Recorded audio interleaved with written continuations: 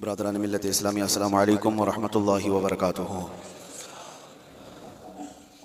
अल्हम्दुलिल्लाह अल्हम्दुलिल्लाहिल हन्नानिल मन्नान अल्लज़ी खलक़ल इंसान व अल्लमहुल बयान वस्सलातु वस्सलामु अला रसूलिही सय्यिदिल इंसी वल जान व अला आलिही व अस्हाबिही ज़विल खैरि वल इहसान अम्मा बअद फ़अऊज़ु बिल्लाहि मिनश शैतानिर रजीम बिस्मिल्लाहिर रहमानिर रहीम इन्नल्लाहा मअल्लज़ीना तक़ौ वल्लज़ीना हुम मुहसिनून सदक़ल्लाहु मौलाना अज़ीम। बारगाह रिसालत मुआब सल्लल्लाहु अलैहि वसल्लम में दुरूद पाक का हदिया पेश करें। अल्लाहुम्मा सल्लि अला सय्यिदिना व मौलाना मुहम्मद मअदनिल जुदी वल करम व आलिहि व अस्हाबिहिल किराम व इब्निहिल करीम व बारिक व सल्लिम सलातन दाइमतन सरमदन अबदा। अज़ीज़ान गिराम वक़ार, माह रबीउल आखिर में तकरीबन सुन्नियों के यहाँ खुशगवार मौसम इस माने में आता है कि इसको हमारे दरमियान गौसे पाक का महीना 11वीं के महीने के नाम से याद किया जाता है। मैं सब की बात नहीं कर रहा हूँ, सुन्नियों की बात कर रहा हूँ। और सरकार सैयदना अब्दुल कादिर जिलानी गौसुल आज़म बगदादी रज़ी अल्लाह तआला अन्हु के याद में तकरीबन पूरी दुनिया अपने अपने अंदाज से खिराज अक़ीदत पेश करती है, नियाज, ईसाले सवाब, बहुत सारी बातें। आज मैं एक बात अर्ज़ करना चाहता हूँ कि अल्लाह का वली कौन है। हम तो उन्हें सुल्तानुल औलिया कहते हैं। सुल्तानुल औलिया है क्योंकि अल्लाह तबारक व तआला के मुक़द्दस बंदों में कुछ वो हैं जिनको अल्लाह ताला ने अपनी महबूबियत के लिए चुन लिया है।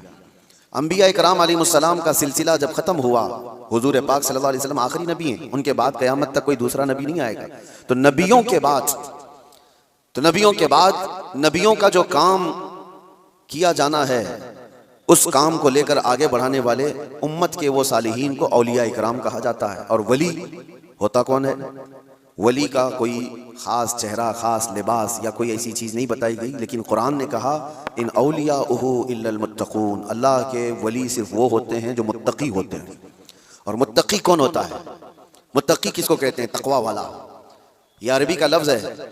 मुत्तकी किसको कहते हैं? उसकी बहुत सारी डेफिनेशन है। एक चीज़ मैं बताऊं, हुजूर पाक सल्लल्लाहु अलैहि वसल्लम ने फरमाया कुछ चीज़ें हलाल हैं, कुछ चीज़ें हराम हैं।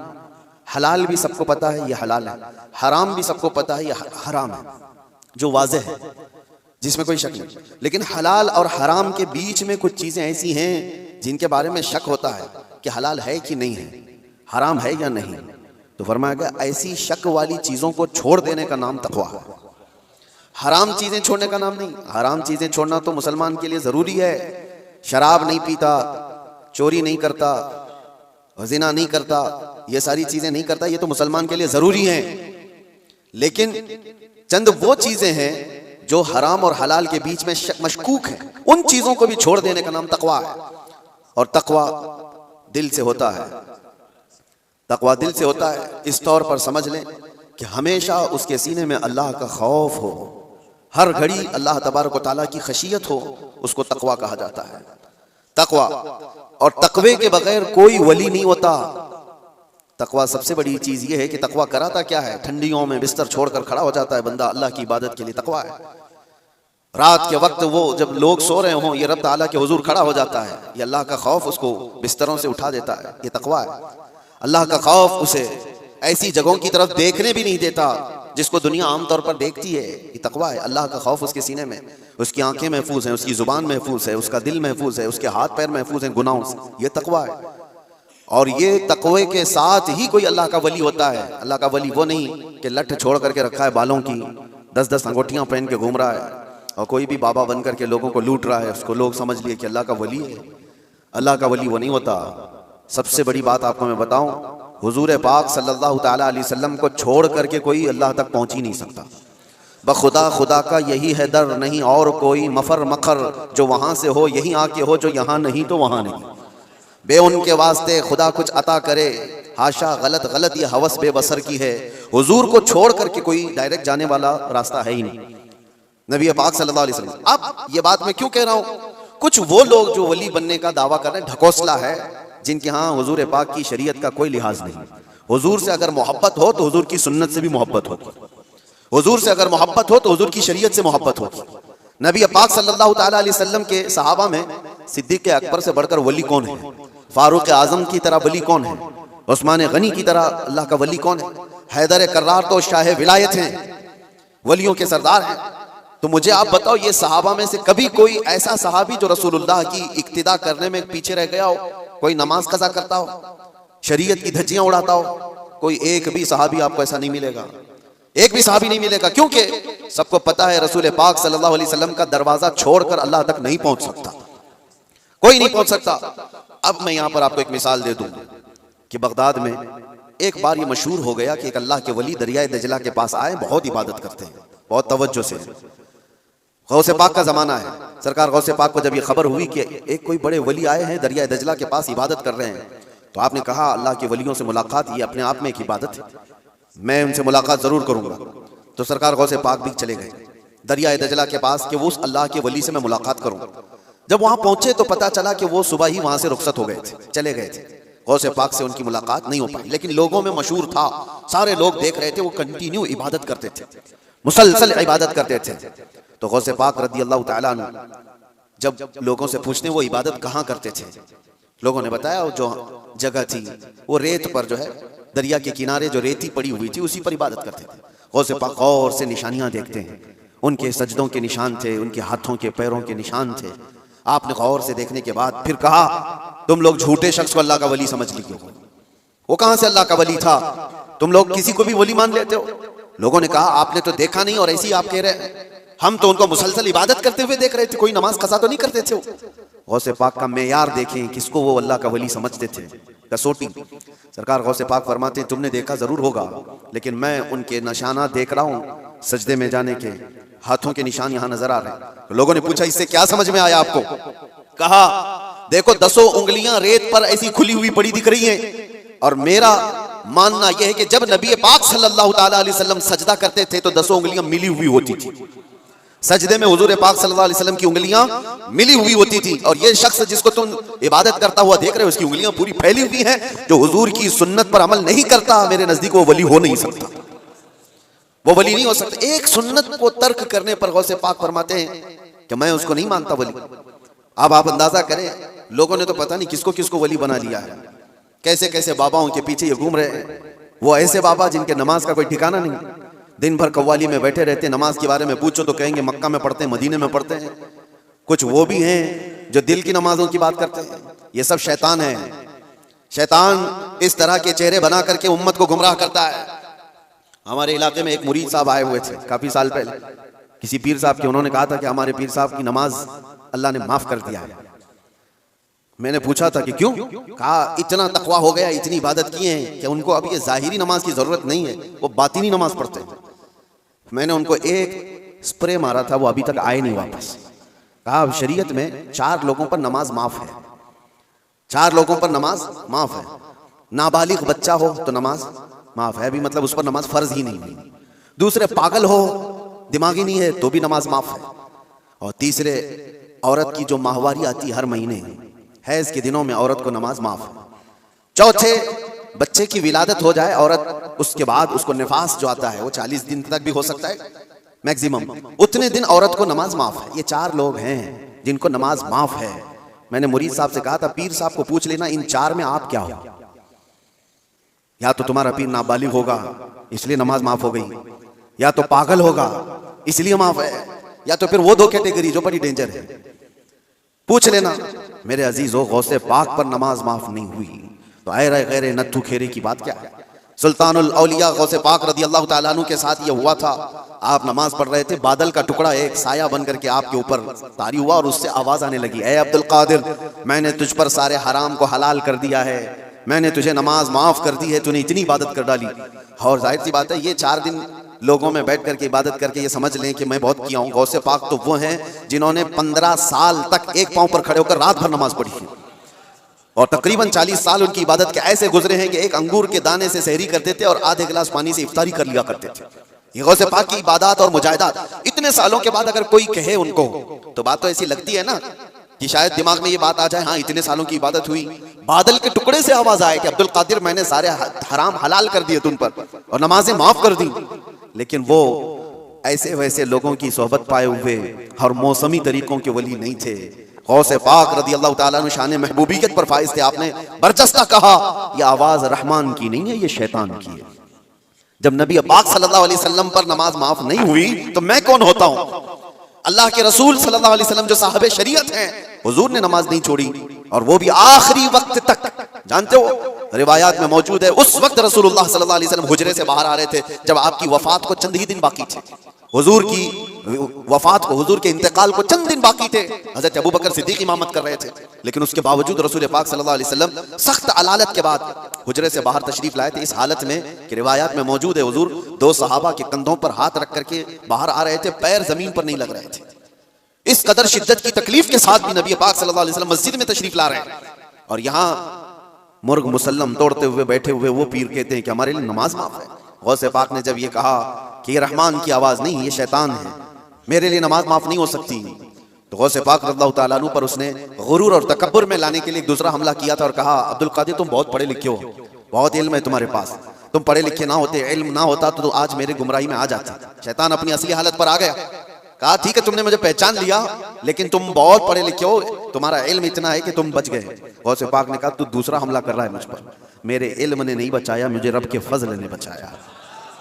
यहां पर भी आदमी बहक सकता है, अगर हाँ कह दिया कि हाँ मैं तो पढ़ा लिखा हूं, मैं बहुत इल्म वाला हूं, इसलिए बहुत सारे इल्म वाले भी भस्म हो गए, इल्म वाले भी बहक गए। इल्म के साथ रब का फजल है तो फिर वो बच जाता है। मेरे अजीजों, अर्ज ये करना है कि हुजूर पाक सल्लल्लाहु अलैहि वसल्लम की शरीयत को छोड़ करके कोई वली नहीं हो सकता। गौसे पाक रज़ियल्लाहु ताला अन्हु की 11वीं करने वाले, नियाज करने वाले सबसे मेरा एक ही कहना है और सबके लिए एक मैसेज है कि तुम्हारी 11वीं, तुम्हारे किचड़े, तुम्हारे नियाज ये फर्ज नहीं, ना ही वाजिब हैं, मुस्तहब के दर्जे में आ सकते हैं, लेकिन फजर की नमाज से लेकर इशा की नमाज तक फर्ज ये तुम्हारे ऊपर ऐसा जरूरी है कि इस चीज के लिए कोई माफी नहीं है। एक साल तुमने देग नहीं बनाई, नियाज नहीं की, तो कयामत के दिन नहीं पूछा जाएगा कि तुम गौसे पाक की फातिहा करते थे कि नहीं करते थे। ये सवाल नहीं होगा, लेकिन ये सवाल जरूर होगा कि फजर में उठे क्यों नहीं थे। ये सवाल जरूर होगा इतनी नमाजें कज़ा क्यों हुई तुमसे। मेरे अजीजों, नवाफिल और मुस्तहब्बात में पड़ी हुई ये उम्मत, मैं मना नहीं करता, आप शौक से, हम भी करते हैं गौसे पाक रज़ियल्लाहु ताला अन्हु के दरबार में इसाले सवाब के लिए, मरहुमीन के लिए हम नियाज, फातिहा सारी चीजें करते हैं, लेकिन इसका मतलब ये नहीं है कि कुल वही है और अल्लाह तबारक व तआला की ये इबादतें कुछ माना नहीं रखती। नमाज नहीं है, कुरान नहीं है। अजीज़ान गिरामी, मैं उन लोगों से पूछता हूँ जो 2-2, 3-3 घंटे कव्वालियों पर रक्स करते हैं, कुरान की एक सूरे भी तो सुन के दिखाओ, वो रब का कलाम है, अल्लाह का कलाम है। किसी कारी कुरान से तुम किरत सुन करके झूमो, फिर पता चले कि ईमान तुम्हारे दिल में कितना है। ढोल बाजों पर रक्स करने वाली कौम, ईमान से अगर ताल्लुक है तो इन खुराफात में नहीं जा सकता कभी। ईमान मजबूत करो, औलिया कामिलीन की जमात से वाबस्ता रहना ये जरूरी है, लेकिन उसका मतलब सिर्फ ये नहीं जो बनाया गया है। हम सुन्नियों पर एक बड़ा इल्जाम ये लगाया जाता है कि ये सिर्फ चादर, गागर, जुलूस, फातिहा, नियाज, 11वीं वाले लोग हैं। मेरे अजीजों, वो एक पार्ट है। जालिमों ने जिस तरह का ये हमारे ऊपर इल्जाम लगा कर रखा है कि ये सजदे करने वाले लोग हैं, कब्र की पूजा करने वाले लोग हैं, और मज़ारात औलिया पर जाकर शिर्क व बिदअत करने वाले लोग हैं, दुनिया को ये फैला करके रखा गया। हम उससे बरात का इजहार करते हैं। हम सुन्नी मज़ार को सजदा तो छोड़ो, हम रसूल को भी सजदा नहीं करते। सजदा सिर्फ और सिर्फ अल्लाह वहदहु ला शरीक के लिए है, इबादत सिर्फ अल्लाह रब्बुल इज्जत के लिए है। सजदा तो दूर की बात, झुकना भी जायज नहीं है, झुकना भी जायज नहीं है। हम इस अकीदे के हामिल हैं, अल्हम्दुलिल्लाह, मज़ारात पर जाते हैं तो शिर्क व बिदअत के लिए नहीं, मेरे मुस्तफ़ा के फरमान पर जाते हैं, हुज़ूर पाक सल्लल्लाहु अलैहि वसल्लम के फरमान की बुनियाद पर जाते हैं। और रही बात औलिया कामिलीन के मज़ारात पर जाकर दुआ करना, ये कुरान से हम अख़ज़ करते हैं कि सैयदना ज़करिया अलैहिस्सलाम, ज़करिया अलैहिस्सलाम अल्लाह के नबी हैं, पता है, बैतुल मुक़द्दस के इमाम, कुरान में है 3 पारे में, सूरह आले इमरान, आप पढ़ करके देखना। उनको औलाद नहीं थी, 90 साल की करीब उम्र हो गई थी, लेकिन उसी वक्त बैतुल मुक़द्दस में हज़रत बीबी मरियम को लाया गया था। हज़रत बीबी मरियम का भी मामला ऐसा है, उनकी वालिदा मन्नत करी थी, उनके वालिद इमरान, उनकी वालिदा हन्ना, उनको भी औलाद नहीं थी, उन्होंने मन्नत की थी कि अल्लाह अगर हमको तू बेटा दे तो हम बैतुल मुक़द्दस की खिदमत में वक्फ करेंगे। बेटा नहीं हुआ, बेटी हुई। मन्नत के मुताबिक उन्होंने अपनी बेटी का नाम मरियम रखा और ला करके बैतुल मुक़द्दस में वक्फ कर दिया बचपन में। तो किसको दिया जाएगा? जो बैतुल मुक़द्दस के इमाम थे, मुतवल्ली थे, हज़रत ज़करिया अलैहिस्सलाम, उनके हाथ में दिया गया कि बच्ची वक्फ है। हज़रत ज़करिया अलैहिस्सलाम ने कबूल किया और एक मेहराब में बच्ची को रखते थे। कुरान में ये जिक्र है, मैं बता रहा हूँ आपको। और हज़रत ज़करिया अलैहिस्सलाम कहते हैं कुल्लमा दखल अलैहा ज़करिया अल-मिहराब वजद इंदहा रिज़्क़ा क़ालत या मरियम अन्ना लकी हाज़ा क़ालत हुवा मिन इंदिल्लाह इन्नल्लाहा यरज़ुक़ु मन यशाअ बिग़ैरि हिसाब। जब जब हज़रत ज़करिया अलैहिस्सलाम मिहराब मरियम में जाते तो कहते हैं किस्म किस्म के फल वहां पर रखे हुए पाते थे। तो हज़रत ज़करिया पूछते मरियम ये सब तेरे पास कहां से आता है? हज़रत मरियम कहती है सब अल्लाह की तरफ से है, अल्लाह जिसे चाहे बेहिसाब रिज़्क़ देता है। मरियम कौन है? नबी नहीं है। हज़रत मरियम हाँ अल्लाह की वलियां हैं, पाकीज़ा मुक़द्दस हस्ती, लेकिन उनको अल्लाह तबारक व तआला ने वो करामात से नवाजा था। वो बचपन में फल वगैरह उनको रिस्क के तौर पर पहुंच रहा था। इसके बाद की जो आयत है अब सुनो, इसके बाद ये जो वाक़या है उसके बाद की आयत कुरान पाक में सूरह आल इमरान में रब तआला फरमाता है हुनालिका दआ ज़करिया रब्बह क़ाल रब्बि हबली मिन लदुनका ज़ुर्रियतन तय्यिबतन इन्नका समीउद दुआ। ज़करिया अलैहिस्सलाम को भी औलाद नहीं थी, तो उसी मरियम के मेहराब में खड़े होकर जहां बीबी मरियम थी कहा ऐ अल्लाह मुझे भी एक बेटा अता कर दे। हुनालिका दआ ज़करिया रब्बा, ये कुरान की आयत है। ज़करिया अलैहिस्सलाम ने अपने रब से दुआ की अल्लाह मुझे भी एक बेटा दे दे, तेरी जानिब से नेक और साले बेटा अता कर दे। अब ये दुआ तो हो गई और कुरान में उसके फौरन बाद आयत है फनादतहुल मलाइकतु व हुवा क़ाइमुन युसल्ली फिल मिहराब अन्नल्लाहा युबश्शिरुका बियहया। उसी वक्त अल्लाह के फरिश्तों ने बशारत दे दी ज़करिया अलैहिस्सलाम को तुम्हारी दुआ कबूल हो गई और यहया अलैहिस्सलाम की शक्ल में तुम्हें बेटा मिलने वाला है। इतनी तेज दुआ। अब मैं आपको बताता हूँ ये आयत मैं क्यों पढ़ रहा हूँ और क्यों आपके सामने रख रहा हूँ। ज़करिया अलैहिस्सलाम खुद अल्लाह के नबी और जहाँ के इमाम है वो बैतुल मुक़द्दस है, दुनिया का सबसे मुक़द्दस तरीन मकाम। उस वक्त बैतुल मुक़द्दस में हज़रत ज़करिया अलैहिस्सलाम जहाँ इबादत करते थे वहीं पे दुआ भी तो कर सकते थे, वहीं पर दुआ कर सकते थे, लेकिन कुरान ये कहता है वो मेहराब मरियम में आकर के दुआ कर रहे हैं। मेहराब मरियम में जहां बीबी मरियम बैठी वहां दुआ कर रहे हैं। इससे पता यह चलता है कि अल्लाह के सालेह बंदे जहां होते हैं वहां से दुआएं कबूल होती हैं। पता चला जहां नेक और सालेह अल्लाह के वली रहा करते हैं वहां से जब नबी की दुआ कबूल होती है तो फिर उम्मती की क्यों नहीं कबूल होती। और फौरन दुआ कबूल हुई और बेटा भी मिला। अब ये लोग कहते हैं गरीब नवाज के यहाँ जाते हैं तो क्या बेटा मिलता है? बेटी मिलती है, औलाद मांगने जाते हैं। जालिमो तुम्हें पता नहीं ज़करिया अलैहिस्सलाम बीबी मरियम के पास खड़े होकर बेटा मांगे थे तो बेटा नबी की शक्ल में मिला था। हाँ ये नहीं है कि वो बीबी मरियम से मांग रहे थे, वो अल्लाह से मांग रहे थे, लेकिन जगह कौन सी है? जगह का भी असर होता है। हाँ एक बात मैं आपको बता दूं कि जगह का अगर असर नहीं होता तो मस्जिदें और ये सारी चीजें बनाने की जरूरत क्या होती। इबादत करने के लिए भी जगह है, खाना खाने की भी आपके घर में जगह है, हाजत में जाने के लिए भी कोई जगह है, आपका ट्रीटमेंट करने के लिए हॉस्पिटल में भी जगह है। हर चीज एक एक जगह पर होती है कि नहीं होती? होती। जिन लोगों का वो मानना है कि कुछ भी नहीं जरूरी है वहां जाना यहाँ जाना, तो मैं उनसे कहता हूँ कभी बाथरूम में बैठ करके डॉक्टर से अपना इलाज करा लोगे? जगह तो जगह ही है, बैठे हो नहीं है, आपको पता है उसके लिए हॉस्पिटल जाना होगा, उसके बेड पर सोना होगा, वहां पर वो कुछ ट्रीटमेंट करेगा। क्या जरूरत है? पूछते डॉक्टर से, आ जाओ मेरे टॉयलेट में इलाज कर लो, यहीं इंजेक्शन लगा लो। मेरे अजीजों, गंदगियों में बैठा हुआ आदमी वो अपना इलाज कराने के लिए भी उठ करके चला जाता है। बिला तशबीह बिला तमसील मैं आपसे कह रहा हूँ कि हम पता नहीं कैसे कैसे गुनाहों में मुब्तला हैं। यहाँ से निकल करके हम उन पाक सुथरी जगहों में जाते हैं जहाँ अल्लाह के वली आराम फरमा, और उस जगह पर खड़े होकर हम अल्लाह ही से दुआ करते हैं और पाकीज़ा मकाम की बरकत से अल्लाह दुआएं कबूल करता है। ये सुन्नियों का अकीदा मैं बता रहा हूँ, जालिमों का बनाया वो नहीं पता हमको। सुन्नियों का अकीदा ये, हम उन पाकीज़ा मुक़द्दस हस्तियों की बारगाह में इसलिए जाते हैं। ये एक चीज़ नहीं है, ऐसी कई मिसालें हैं, कई मिसालें। हदीस अल-इसरा वल मिअराज जो हुज़ूर सल्लल्लाहु अलैहि वसल्लम के मेराज का सफ़र है, उस सफ़र में एक रिवायत ये भी मिलती है कि एक जगह पर हुज़ूर पाक सल्लल्लाहु अलैहि वसल्लम रुक गए। हज़रत जिब्राइल अमीन ने कहा यहाँ पर आप 2 रकात नमाज पढ़ लें। हुज़ूर पाक सल्लल्लाहु अलैहि वसल्लम ने वहाँ पर 2 रकात नमाज अदा की और उसके बाद पूछा जिब्राइल से ये कौन सा मकाम है? तवज्जो। तो हज़रत जिब्राइल अलैहिस्सलाम ने कहा ऐ अल्लाह के नबी, ये वो जगह है जहाँ हज़रत ईसा अलैहिस्सलाम की पैदाइश हुई थी। बीबी मरियम से हज़रत ईसा अलैहिस्सलाम की पैदाइश हुई थी, वहाँ पर हुज़ूर पाक सल्लल्लाहु अलैहि वसल्लम ने 2 रकात नमाज अदा की। हाँ, जगह को आप सल्लल्लाहु तआला अलैहि वसल्लम ने अपने नमाज का मुसल्ला बनाया। इस रिवायत से मैं आपको बताना चाहता हूँ, जहाँ ईसा अलैहिस्सलाम पैदा हुए वहाँ हमारे नबी नमाज पढ़े, और जहाँ मेरे मुस्तफ़ा पैदा हुए हो, क्या वो जगह दुआओं की कबूलियत की नहीं हो सकती? सिर्फ इतना ही नहीं मेरे अजीजों, मुक़द्दस मकामात को अल्लाह तबारक तआला ने खुद फरमाया है कि आप खाने काबा जाते हैं तवाफ करने के लिए। तवाफ करने के बाद जैसे ही तवाफ खत्म होता है उसके बाद सबसे पहला काम आपका क्या है? कुरान कहता है पहले पारे में वत्तखिदू मिन मकाम इब्राहीम मुसल्ला, मकाम इब्राहीम को अपनी नमाज की जगह बना लो। मकाम इब्राहीम है क्या चीज? मकाम इब्राहीम क्या है? जाकर के आप देखना, उसमें एक पत्थर है जिसपे हजरत इब्राहीम अलैहिस्सलाम के 2 पैरों के निशान है, बस इसके अलावा क्या है? एक पत्थर है, उस पर इब्राहीम अलैहिस्सलाम के 2 पैरों के निशान है। तो उस पत्थर के पास रब तबारक व तआला फरमाता है तुम अपनी नमाज पढ़ो, हाजी हो कि मुअतमिर हो कि खाली तवाफ करने वाला हो, 7 चक्कर तवाफ के बाद मकाम इब्राहीम पर वो जरूर 2 रकात नमाज पढ़ेगा। 2 रकात नमाज पढ़ेगा।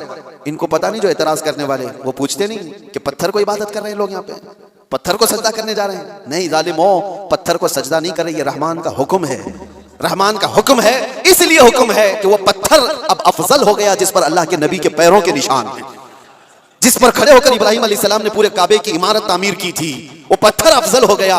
अब आप सोचो, पत्थर खड़े होने वाले नबी की वजह से अफजल है, तो फिर वो नबी कितने अफजल है, हाँ उनके कदम कितने अफजल हैं। हम तबर्रुकात वाले लोग हैं, इसलिए हम उनकी नहीं मानते। हम तो छोटी सी भी कोई चीज निस्बत की मिलती है तो हम उसको एहतराम से सर आंखों पर रखते हैं।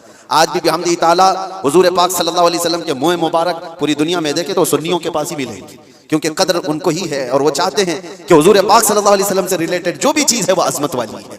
औलिया कामिलीन की बात कर रहे हैं मेरे अजीजों, बहुत सारी बातें। अब आपको मैं बताता हूँ, जो एक बड़ा सवाल ये है कि ये औलिया इकराम के लिए कहानियां गढ़ लेते हैं लोग, करामत करामत करामत कहते हैं। जो करामत का इनकार कर रहा है वो कुरान का इनकार कर रहा है। हाँ, हर वली की करामत तो कुरान से मैं नहीं बता रहा, लेकिन अल्लाह तबारक व तआला ने जो फरमाया वो आपको बता रहा। हमने कहा गौसे पाक रज़ी अल्लाह तआला अन्हु, अब चंद बातें मैं सरकार गौसे पाक की बताकर इस एतराज का जवाब देता हूँ। सुल्तानुल औलिया गौसे पाक रज़ी अल्लाह तआला अन्हु की बारगाह में एक औरत आई अपने बच्चे को लेकर, कहा कि इसको अपने पास रख लीजिए। आपने कबूल कर लिया, बच्चा तरबियत में आ गया। गौसे पाक की बारगाह में रहना पलना किसके नसीब में हो। चंद महीनों के बाद वो खातून आई, अपने बेटे को देखा, बहुत दुबला पतला, बिल्कुल कांटी हो गया, हड्डियां निकल गई। माँ तो माँ है, देखती है बच्चा कैसा हो गया, सूख गया, काटा हो गया। तो उसने देखा कि गौसे पाक कहाँ है, जा करके देखती है अंदर तो गौसे पाक के दस्तरखान पर अच्छी अच्छी ग़िज़ाएं थी, कुछ मुर्ग गोश्त वगैरह रखे हुए थे, और ये बूढ़ी औरत का बेटा सूखी रोटी पानी में भिगो कर खा रहा है, कोने में बैठा हुआ। अब एक माँ को लगे ही बात, खुद इतना अच्छा खाना खा रहे हैं, मेरे बेटे को परवरिश में रखे, कैसा खाना खिला रहे हैं उसको। उस औरत ने कहा ये कैसी तरबियत है सैयदना अब्दुल कादिर, ये क्या है, मेरा बच्चा तो ऐसा है। आपने जवाब कुछ नहीं दिया। थोड़ी देर के बाद, खाना खत्म होने के बाद, उन हड्डियों को ऐसे जमा किया और कहा कुम बिइज़्निल्लाह, अल्लाह के हुक्म से उड़ जाओ। एक मुर्गी फड़फड़ाती हुई खड़ी हो गई। हाँ, आपने कहा कि जब तेरा बच्चा इस काबिल हो जाए तो वो भी रोज मुर्गी खाए। उसकी तरबियत चल रही है, उसकी तरबियत चल रही है। जब बंदा अपने नफ्स को मार लेता है तो अल्लाह सारी ताकतें उसको अता करता है। अल्लाह के लिए जब बंदा दुनिया छोड़ देता है तो अल्लाह उसका हो जाता है। तो गौसे पाक की ये बात बताने पर एक साहब मुझसे कह रहे थे, कहां से आप ये सारी चीजें लेकर के आ गए कि एक बंदा भी किसी चीज को जिंदा कर रहा है। उन्होंने ये नहीं देखा क्या गौसे पाक ने क्या कहा, अल्लाह के हुक्म से उठ जा।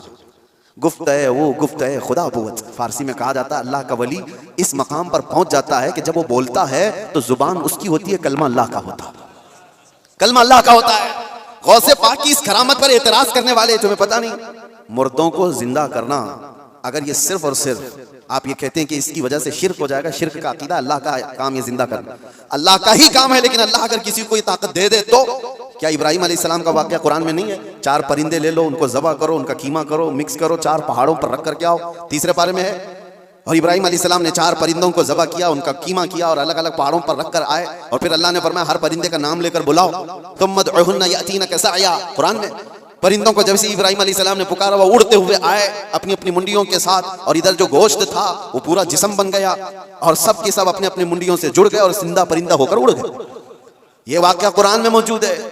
सिर्फ इतना ही नहीं मेरे अजीजों, ईसा अलैहिस्सलाम के बारे में कुरान क्या कहता है कि ईसा अलैहिस्सलाम वो उबरिउल अकमह वल अबरस व उहयिल मौता बिइज़्निल्लाह, जो सफेद दाग वाला होता था, कोढ़ की बीमारी वाला होता था, ईसा अलैहिस्सलाम हाथ रखते तो सही हो जाता था, और कभी मरे हुए आदमी को ठोकर मारते तो जिंदा खड़ा हो जाता था, मट्टी के परिंदे बनाते फूंक मारते वो उड़ने लग जाते थे।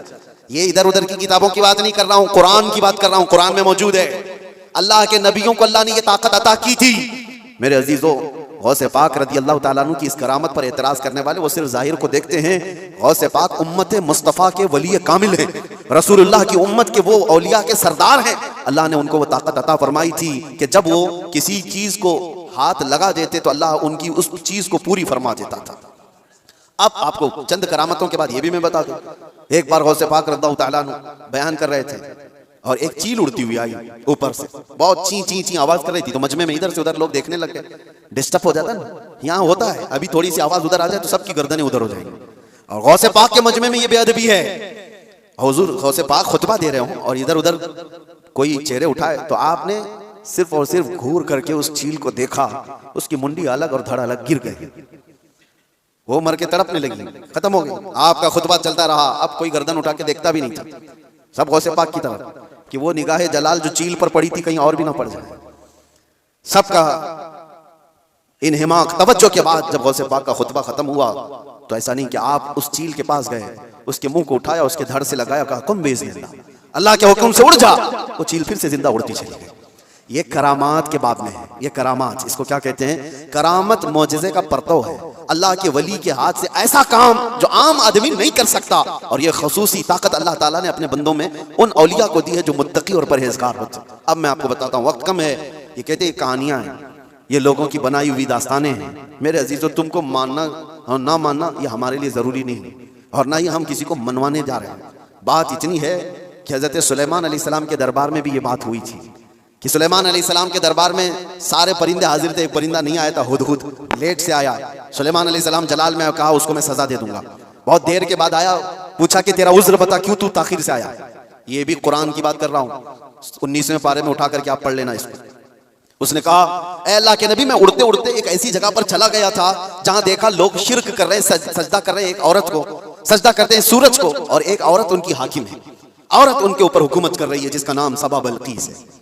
सुलेमान अलैहिस्सलाम ने कहा अच्छा ऐसा है, तो जा करके अब सुलेमान अलैहिस्सलाम ने कहा मेरा खत दे दो, अल्लाह की बारगाह में वो सर्वसुजूद हो जाए, शिर्क को छोड़े और वो ईमान लाए। खत ले जा करके दिया गया, कौन? परिंदा ही। वो औरत मानने से इनकार कर दी, जो भी मामला है, और वो लड़ना चाहती थी, अपनी फौज लेकर के सुलेमान अलैहिस्सलाम के पास आना चाहती थी। फौज लेकर वो निकली, लेकिन उसके साथ एक मामला था। वो जिस तख्त पर बैठी थी वो दुनिया का सबसे महंगा तख्त था। ऐसा तख्त था कि सोने और चांदी से जड़ा हुआ, हीरे कीमती उस पे लगे हुए, और उस तख्त की हिफाजत के लिए 7 दरवाजे बने हुए थे। हर दरवाजे पर संतरी पहरेदार खड़े हैं। सुलेमान अलैहिस्सलाम को ये बात हुदहुद ने बताई, लेकिन ये तो जिक्र कुरान में इसका नहीं है, लेकिन सुलेमान अलैहिस्सलाम को ये मालूम था कि उसका तख्त है। वो गैब की जानने वाले को ही नबी कहा जाता है। आपने सिर्फ अपने मजमे में इतना कहा, सुना है बल्कीस अपने यहां से निकली। बल्कीस कहां रहती थी? यमन में। सुलेमान अलैहिस्सलाम कहां रहते थे? फिलिस्तीन में। आप डिस्टेंस आज के जमाने में भी नाप के देख लेना कितने किलोमीटर का है। यमन कहां है और फिलिस्तीन कहां है? सुलेमान अलैहिस्सलाम ने अपने मजमे में सिर्फ इतना कहा, कोई है जो बल्कीस के आने से पहले वो तख्त मेरे पास लेकर आ जाए। जो तख्त हिफाजत में है, 80 गज लंबा, 40 गज चौड़ा, छोटा मोटा नहीं है, 80 गज लंबा, 40 गज चौड़ा और उतना ही मोटा। तो सुलेमान अलैहिस्सलाम ने जब ये कहा तो किसने जवाब दिया सबसे पहले? वो भी कुरान में, आल इफरीतुम मिनल जिन्नि अना आतीक बिही क़ब्ल अन तक़ूम मिन मक़ामिक। एक जिन खड़ा हुआ, जिन्नात जो मुवक्किल हाजिर करने के लिए बाबा लोग चिल्ले कर रहे हैं, उनको भी बयान कर रहा हूं। कुछ लोग ये समझते जिन्नात मिल जाना चाहिए हाथ में, वो कर दूंगा, ये कर दूंगा। जिन्नात हाथ में आ गए तो पूरी बैंक लूट लूंगा, जिन को लगा दूंगा, थैले भर भर के पैसे ला करके दे देगा। जिन की हैसियत क्या है तुम्हें पता भी नहीं, किसी दिन उठा के तुमको ही पटक देगा। जिन क्या कहता है कुरान में है, ऐ अल्लाह के नबी मैं ला के दूंगा, वो तख्त मैं ला करके दूंगा। कब तक? आपकी ये मजलिस खत्म होने से पहले। अभी अगर मजमे में कोई मुझसे कह दे कि हज़रत जुम्मा का बयान होने से पहले मैं काम कर दूंगा, तो आपको समझ में आ जाएगा कितना टाइम है। बस 4-5 मिनट की बात होगी। उस जिन ने कहा, अच्छा ये सुनने के बाद आपको भी लग रहा होगा जिन ने कहा है तो ठीक है, लाके दे सकता है। जिन्नात की ताकत सबके दिमागों में बैठी हुई है। जिन तो मतलब जिन है, यहां से उड़ा उधर पहुंचा, उधर से उड़ा इधर पहुंचा, यही दिमाग में है ना। कुछ भी कर सकता है जिन, ये सबके दिमाग में है। लेकिन सुलेमान अलैहिस्सलाम ने उस जिन से कहा, नहीं, इससे भी जल्दी कोई ला सकता है। दूसरा जिन नहीं खड़ा हुआ, क्या इस जिन को इतनी ताकत नहीं है, मैं ला सकता हूं। दूसरा जिन नहीं खड़ा हुआ। कुरान कहता है, क़ाल अल्लज़ी इंदहु इल्मुम मिनल किताब, किताब का इल्म जिसके पास था, अल्लाह का एक वली खड़ा हुआ सुलेमान अलैहिस्सलाम की उम्मत में। वो कहता है अल्लाह का वली, जिनका नाम आसिफ बिन बरकिया बताया जाता है, उन्होंने कहा, अना आती कभी क़ब्ल अन यरतद्द इलैका तर्फुक, ऐ अल्लाह के नबी मैं वो तख्त लाऊंगा। कितनी देर में? कहा कि आपकी पलक झपकने से पहले। और फिर कुरान कहता है, फलम्मा रआहु मुस्तक़िर्रन इंदहु, सुलेमान अलैहिस्सलाम की बात कंप्लीट भी नहीं हुई थी, आपने पलट कर देखा तो वो तख्त वहां हाजिर था। कौन लाया? सुलेमान अलैहिस्सलाम खुद नबी हैं, उनका पावर अपनी जगह पर, लेकिन लाने वाला नबी नहीं था, वो उस उम्मत का वली था। किस उम्मत का? बनी इसराइल में है। सुलेमान अलैहिस्सलाम बनी इसराइल के नबी हैं। बनी इसराइल के एक उम्मती वली ने वो तख्त पलक झपकने से पहले हाजिर कर दिया।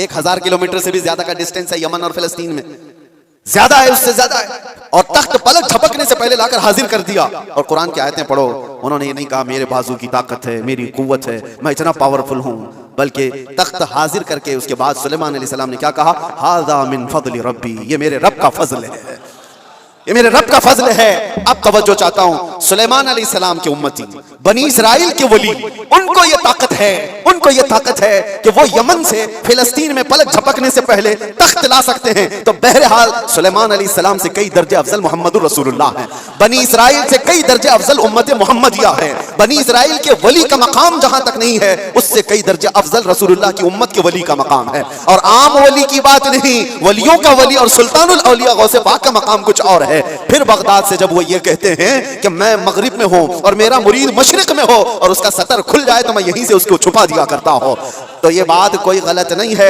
अल्लाह ने उनको वो मकामात अता किए हैं। गौसे पाक ने इसीलिए तो कहा था अपने कसीदे में, रअयत नज़रतु इला बिलादिल्लाहि जमअन कखरदलतिन अला हुक्म इत्तिसाली, मैं अल्लाह के सारे शहरों को ऐसे देखता हूं जैसे राई के दाने को अपने हथेली में देखता हूं। हाँ, ये कुरान से मैंने बताया है, लफाजी नहीं है। जो कहते कहानियां हैं, वो कुरान भी तो पढ़ करके देख लें। कुरान पढ़ने के बाद उन्हें समझ में आ जाएगा कि वली की ताकत क्या होती है, वली की करामत क्या होती है। करामतों का मुनकिर ये कुरान का मुनकिर है। अल्लाह उनको हिदायत अता फरमाए और हमें हमेशा औलिया के कदमों से वाबस्ता रखे। आज हम करामत देखने के चक्कर में नहीं घूमे। मैं ये भी बात बता दूं, आप ये मत सोचो कि मुझे यहाँ करामत दिखना चाहिए, वहां करामत दिखना चाहिए। आप करामत देखने के चक्कर में इधर उधर ना जाओ, आप वलियों के तकवे देखने के लिए घूमते रहो, वलियों की शरीयत पर अमल को देखते रहो, ताकि तुम्हारे अंदर भी वो तकवा आ जाए, तुम्हारे अंदर भी वो अमल आ जाए। हाँ, बस आखिर बात यह है कि हम दुआ यही करते हैं कि इन औलिया के दामन से वाबस्ता रहें, जिंदा भी इनके कदमों में रहें और मरे तो इनके आसपास रहें। ये तमन्ना है। क्यों? इसलिए कि पता है, हम बैठे हुए हैं, किसी जगह गए हैं, कहा मुफ्ती साहब आए, भीड़ भाड़ बहुत थी और लोग ला करके गर्मी की वजह से पंखा लगा दिए, पंखा चल रहा है, हवा तेज आ रही है। किसके लिए लगाया? हमारे लिए लगाया। लेकिन आसपास बैठे हुए सब हवा खा रहे हैं। उनके लिए लाया नहीं गया था पंखा, हमारे लिए लाया गया था। लेकिन पंखा ऐसा नहीं है कि एक ही जगह फेंक रहा है हवा, बल्कि आसपास जो बैठे हुए हैं वो भी गर्मी से जो बेहाल थे अब बाहाल हो गए, उनको भी हवाएं मिल रही है। यही बात है, औलिया के आस्थानों के पास जाने से अल्लाह की रहमतें झमाझम बरस रही होती हैं। हम गुनहगारों पर भी वो छींटे पड़ जाते हैं और हमारा दिल भी चमकने लग जाता है। अल्लाह तबारक व तआला हमें तकवा अता फरमाए। औलिया कामिलीन के वास्ते अल्लाह तबारक व तआला आखिरत में हमारी मग़फ़िरत फरमाए। व आखिरु दावाना अनिल हम्दुलिल्लाहि रब्बिल आलमीन। अस्सलामु अलैकुम।